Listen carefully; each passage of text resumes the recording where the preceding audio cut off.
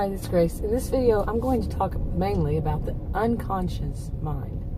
Now, when I was a student, I had a professor who said, when you're, unconscious was when somebody hits you over the head with a bat. Well, that's not exactly true.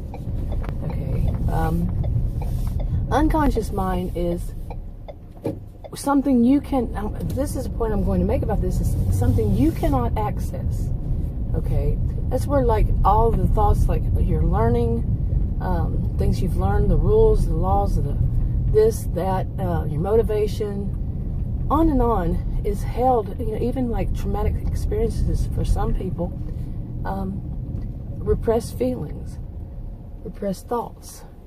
All this is held within the unconscious mind. Okay, now, you cannot access it. You cannot go in there and, any kind of introspection on it. And nobody else can. And you can't do it for somebody else. So you don't truly know what is motivating yourself, what truly is way down deep inside. Now, we all know on the surface, like if somebody comes up to you on the street and has a gun pointed at you and says, "Give me your money," you have a pretty good idea of what they're doing. But you don't know what is deep down inside of that person that's motivating them to do that. You have some idea, but not totally. You see? And the same goes for yourself. You know what you think is motivating you, but you don't know what is deep down, way buried in there, in your unconscious mind. Like I said, you have no access to it. Now, these days, people say subconscious mind. Now, subconscious mind is, the way people use that term is not the same as the unconscious mind, because the way they talk about it, subconscious mind is if they can somehow access it, or maybe somebody else can. Hypnotherapists, say, counselors, somebody can access it and tell them what's going on. No, they can tell you what the clues are about. They can talk to you about that. A true professional, which would be a counselor or psychiatrist, and along this line, somebody licensed by the state or whatever it is where you live. Now, they can tell you what comes out of it, your actions.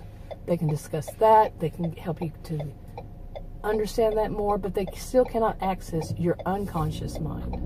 Okay, now again, what people call the subconscious mind, the way they explain it is more like a preconscious mind, which is, the things that you can access if you really think about it, kind of. Let's just make it simple. You can access. But it's not something you carry around in your conscious mind, your awareness every day, all the time. That's different. But what people call subconscious mind seems to be in between unconscious mind and the preconscious mind, and maybe a little bit of a conscious mind mixed in there.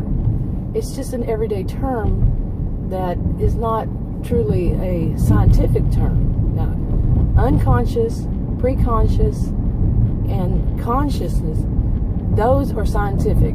The subconscious, however, is not, to make it clear. Okay, now, if that's not confusing enough, there's also what is a another Jungian, I guess you'd call it, is the collective unconsciousness.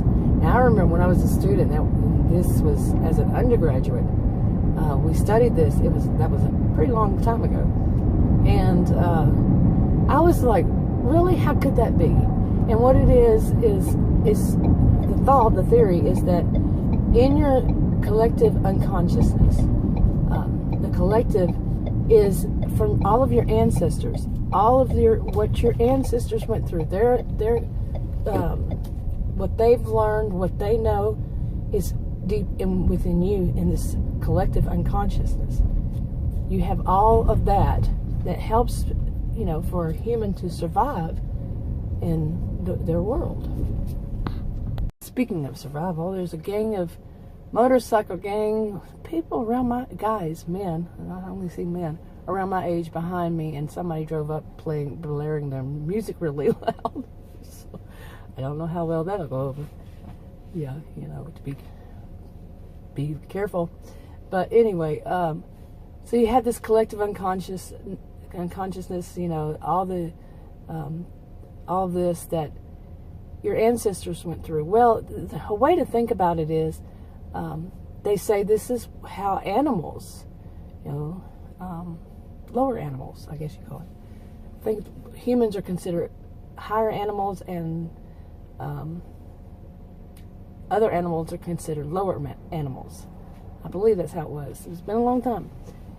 But they work a lot off of instinct. The instinct that they have is said to be like a collective consciousness of all of their ancestors. But, it's an instinct. Now, what I remember studying is that humans don't have instincts. Okay, that is something that has moved. Humans have moved on from being just acting out of instinct. Instead, it's more of reflexes. Responses that are reflexes to what's going on in their life. And some people would argue with that. There's that music again.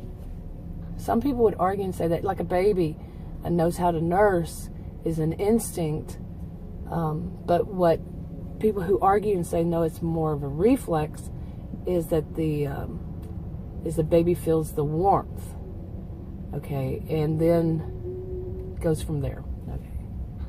Okay, I think I'll wrap this video up. I need to get in there and get out of here. That's just too much going on behind there, and all that banging music. It's unbelievable. Yeah, no, I don't think these bikers are liking it too much. Anyway, yep, now there's some yelling. Anyway, I think I'll wrap this video up. If you want to subscribe to this channel, click the circle. If you want to watch another video on this channel, click one of the rectangles. Like, subscribe, comment, and share if you would, and I'll talk to you on another video. Bye.